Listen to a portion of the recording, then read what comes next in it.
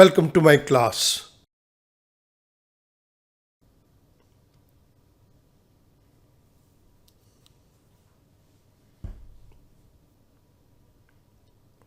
The Indian Contract Act 1872 free consent के chapter के अंदर मैं क्वेश्चन में थ्रेट टू कमिट सुसाइड और threat to file a suit को इस पर्टिकुलर वीडियो लेक्चर के अंदर कवर करूंगा. This is lecture number 53. Threat to commit suicide. An attempt to commit suicide is an offense under IPC. IPC is Indian Penal Code. एक व्यक्ति अगर अपनी जान देने की कोशिश करे, सुसाइड करने की कोशिश करे, तो उसे इंडियन पिनल कोड के अंदर एक ऑफेंस, एक जुर्म कहा गया है. But a threat to commit suicide is no offence. लेकिन अगर एक व्यक्ति अपने आप को मारने की धमकी देता है तो ये जुर्म नहीं है.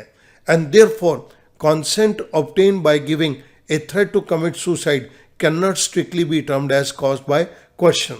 इसीलिए अगर कोई व्यक्ति सुसाइड करने की धमकी देके किसी की कॉन्सेंट को लेता है तो हम ये नहीं कहेंगे कि कोर्शन का इस्तेमाल किया गया है. Threat to commit suicide. However, Madras High Court has held that even a threat to commit suicide is coercion, even though it is not punishable under IPC. लेकिन मद्रास हाई कोर्ट ने एक पर्टिकुलर केस के अंदर इस बात का decision दिया, अगर कोई व्यक्ति सुसाइड करने की धमकी भी देता है तो इसको भी कोर्शन के अंदर कवर किया जाएगा, चाहे threat to commit suicide IPC के अंदर पनिशेबल नहीं है. सो यहां पर अब हम मान के चलेंगे threat to commit suicide comes under coercion. मैं केस को टेकअप कर रहा हूं, Askari Mirza versus Bibi Jaikishori. A husband, by giving threat to commit suicide, induces his wife and son to execute a release deed in favor of his brother in respect of certain properties which they claim to as their own. Student, सबसे पहले मैं release deed का meaning लूंगा. Deed means document. Release document means एक ऐसा document जिसके अंदर किसी और की फेवर में कुछ प्रॉपर्टीज को लिख दिया जाता है. एक व्यक्ति ये लिख देता है इन प्रॉपर्टीज के ऊपर मेरा कोई अधिकार नहीं है, जिसका नाम लिखा गया है ये उसी का अधिकार है. ये रिलीज डीड है.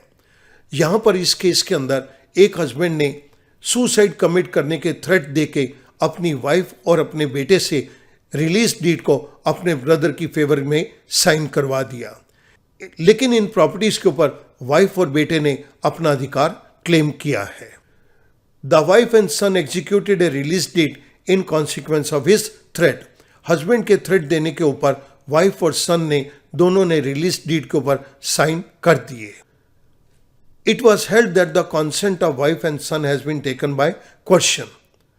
कोर्ट ने इस बात का डिसीजन दिया कि वाइफ और सन की जो कॉन्सेंट ली गई है वो क्वेश्चन के जरिए ली गई है.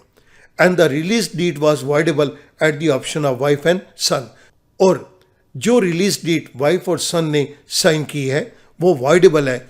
इट मीन्स वाइफ और सन उस पर्टिकुलर डीड को कैंसिल भी करवा सकती. अगर वाइफ और सन कोई एक्शन नहीं लेते तो ये वैलिड है, और अगर वाइफ और सन इस डीड को कैंसिल करवाते हैं तो ये डीड कैंसिल मानी जाएगी. इसलिए इसको नाम दिया गया voidable.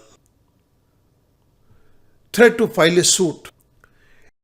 A threat to file a civil or criminal suit does not amount to coercion since the act is not forbidden by IPC.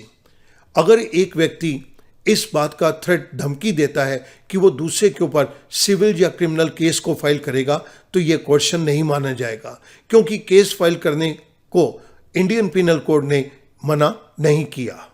For example, a creditor's threat to debtor to file a suit against him in case of his default does not constitute coercion. Example के तौर पे अगर एक creditor अपने debtor को case file करने की धमकी देता है, अगर डेटर ने कोई डिफॉल्ट किया तो ये बात कोर्शन नहीं मानी जाएगी. However, a threat to file a suit on a false charge amounts to coercion since it is forbidden by IPC. लेकिन अगर कोई धमकी दी गई है झूठे आरोप के बेस के ऊपर केस फाइल करने की तो ये क्वेश्चन माना जाएगा. क्योंकि इस बात को इंडियन पिनल कोड ने मना किया है। हम झूठे चार्जेस के बेस के ऊपर किसी और के ऊपर केस फाइल नहीं कर सकते, लेकिन अगर इस बात की धमकी दी जाएगी तो इसको क्वेश्चन माना जाएगा। स्टूडेंट, मैं उम्मीद करता हूं ये दोनों points, threat to commit suicide and threat to file a suit, अब आपके लिए बहुत आसान हो जाएंगे। Thank you very much.